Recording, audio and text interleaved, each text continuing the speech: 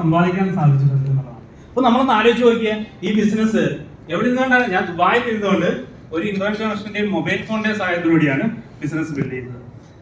അങ്ങനെ മുന്നോട്ട് പോവുകയും കാർ ഫണ്ട് അച്ചീവ് ചെയ്തു, സീനിയർ എക്സിക്യൂട്ടീവ് ഡയറക്ടർ എന്ന് പറയുന്ന ടൈറ്റിൽ അച്ചീവ് ചെയ്തു, കാർ ഫണ്ട് വരാൻ തുടങ്ങി. അതിനുശേഷം കാർ ഫണ്ട് വന്നപ്പോൾ ആഗ്രഹിച്ചു ഒരു കാർ എന്ന് എടുക്കാം. അങ്ങനെ ടാറ്റ നെക്സോൺ എന്ന് പറയുന്ന 14 ലക്ഷം രൂപയുടെ ഒരു കാറും സ്വന്തമാണ്. അവിടെ ഇരുന്നുകൊണ്ട് കാർ ബുക്ക് ചെയ്തു, വൈദ്യുതി വിട്ടു, ഷോറൂമിൽ കൊണ്ട് കാർ ബുക്ക് ചെയ്തു.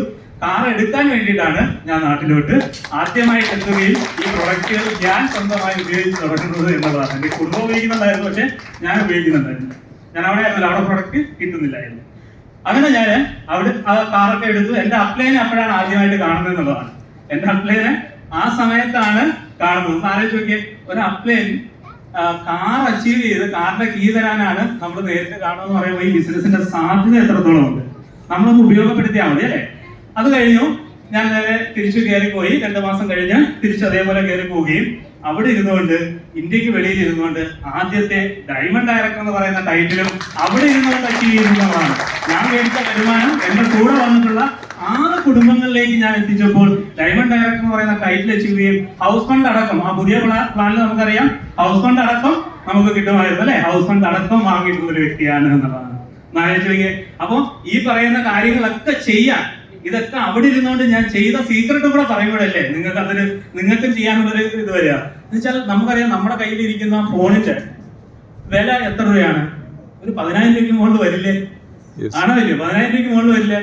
ഈ ഫോൺ ഉപയോഗിച്ചുകൊണ്ട് ലക്ഷങ്ങൾ സമ്പാദിക്കാൻ സാധിക്കുമെന്നുള്ളതാണ്. ഈ ഫോണിനെ ആ ഉപയോഗിക്കേണ്ട രീതിയിൽ നമ്മൾ ഉപയോഗിച്ചു കഴിഞ്ഞാൽ നമുക്ക് 1 രൂപ, ഇപ്പൊ മോദിക്കാർ ബിസിനസിനെ സംബന്ധിച്ചിടത്തോളം നമുക്ക് ഒരു ഇൻവെസ്റ്റ്മെന്റും ഇല്ല.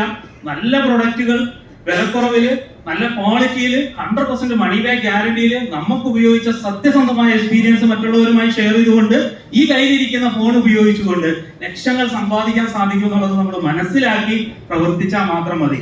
എന്താണ് സംഭവിച്ചതെന്ന് വെച്ചാൽ നമുക്കറിയാം DDMO ടീം ഗ്ലോബൽ ഓർഗനൈസേഷൻ തരുന്ന സിസ്റ്റം ഫോളോ ചെയ്തു എന്നുള്ളതാണ് ഞാൻ ചെയ്ത ഒരു ഏറ്റവും ബ്യൂട്ടിഫുൾ ആയിട്ടുള്ള ഒരു കാര്യം. നമുക്കറിയാം മീറ്റിങ്ങുകൾ നിങ്ങൾ എത്രത്തോളം പങ്കെടുക്കുന്നുണ്ടോ, മീറ്റിങ്ങുകൾ അത് ഓൺലൈൻ ആവട്ടെ ഓഫ്ലൈൻ ആവട്ടെ, എത്രത്തോളം പങ്കെടുക്കുന്നുണ്ടോ നിങ്ങൾക്ക് വിജയിക്കാൻ സാധിക്കും. ഇതിനകത്ത് വേറെ സീക്രട്ടുകൾ ഒന്നുമില്ല. നമ്മൾ എത്രത്തോളം പഠിക്കുന്നോ, നമ്മൾ തീരുമാനമെടുത്ത് പ്രവർത്തിച്ചു തുടങ്ങുമ്പോഴാണ് നമ്മുടെ ബിസിനസ് വളരുക എന്നുള്ളതാണ്. നമ്മൾ തീരുമാനം എടുത്തിട്ടുണ്ടോ എന്ന് നമ്മൾ തന്നെ തീരുമാനം എടുത്തിട്ടുണ്ടോ നമ്മൾ തന്നെ ചോദിക്കുക. നമ്മൾ തീരുമാനമെടുത്ത് ഞാനൊരു 6 മാസം കൊണ്ട് അല്ലെങ്കിൽ 1 വർഷം കൊണ്ട് ഇന്നത് നേടും എന്ന ഒരു തീരുമാനത്തിലാണ് നമ്മൾ ഒരാളടുത്ത് പോയി സംസാരിക്കുന്നതെങ്കിൽ ആ വ്യക്തി നമ്മളോട് ജോയിൻ ചെയ്യും. നമ്മൾ തീരുമാനം എടുത്തിട്ടില്ല, അങ്ങോട്ട് പോകുമ്പോൾ കാണാമെന്നാണെങ്കിൽ നമുക്കറിയാം നമുക്ക് ആ ഒരു ഫയർ ഇല്ല, നമുക്കൊരു കോൺഫിഡൻസ് ഇല്ല നമ്മൾ പറയുമ്പോൾ തന്നെ. അപ്പൊ എങ്ങനെയാണ് നമ്മളോടുള്ളവർ ജോയിൻ ചെയ്യുക, നമ്മൾ ചെന്ന് പറയുന്നവർ ജോയിൻ ചെയ്യുക? ഇവിടെ ഞാൻ ചെയ്ത ഒറ്റ കാര്യമേ ഉള്ളൂ.